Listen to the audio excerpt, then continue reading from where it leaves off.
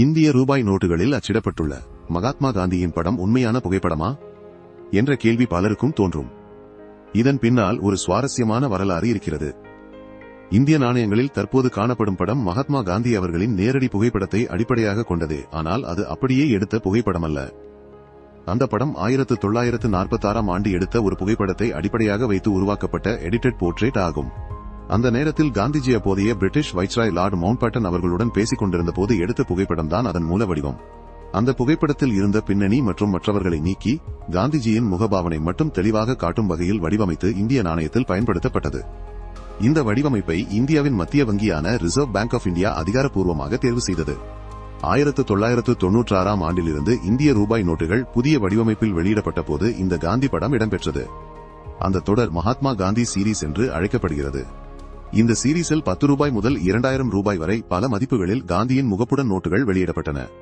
காந்தியின் சிரித்த முகபாவனை இந்தியாவின் அமைதி, சத்தியம் மற்றும் அகிம்சையை பிரதிபலிக்கும் சின்னமாக கருதப்படுகிறது.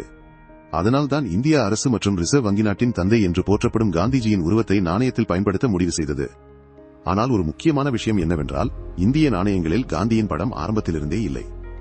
சுதந்திரத்திற்கு பிறகு வெளியான முதல் ரூபாய் நோட்டுகளில் அசோக சிங்க சின்னம், அசோகா லயன் கேபிட்டல் மட்டுமே இருந்தது. பின்னர் காலப்போக்கில் நாட்டின் அடையாளமாகவும் உலகத்திற்கு இந்தியாவின் அமைதி தத்துவத்தை நினைவுபடுத்தவும் காந்தியின் படம் சேர்க்கப்பட்டது. இன்றும் இந்திய ரூபாய் நோட்டை பார்க்கும்போது அந்த சிறிய சிரிப்பு இந்தியாவின் சுதந்திர போராட்டத்தையும் காந்திஜியின் தத்துவங்களையும் நினைவூட்டுகிறது. இதனால் நாம் புரிந்து கொள்ள வேண்டியது என்னவென்றால், இந்திய ரூபாய் நோட்டுகளில் காணப்படும் மகாத்மா காந்தி அவர்களின் அந்த படம் வெறும் அலங்காரம் மட்டுமல்ல. அது இந்தியாவின் சுதந்திர போராட்ட வரலாறு, சத்தியம், அமைதி மற்றும் அகிம்சை போன்ற உயர்ந்த மதிப்புகளை நினைவூட்டும் ஒரு அடையாளமாக இருக்கிறது. இந்த வடிவமைப்பை அதிகாரப்பூர்வமாக தேர்வு செய்து இந்திய நாணயங்களில் பயன்படுத்திய நிறுவனம் ரிசர்வ் பேங்க் ஆஃப் இந்தியா ஆகும். இன்று நாம் ஒரு ரூபாய் நோட்டை கையில் பிடிக்கும்போது அது ஒரு பண மதிப்பு மட்டுமல்ல, இந்தியாவின் வரலாறு, போராட்டம் மற்றும் ஒரு மகத்தான தலைவரின் நினைவுகளை தாங்கிய ஒரு சின்னமாக இருக்கிறது.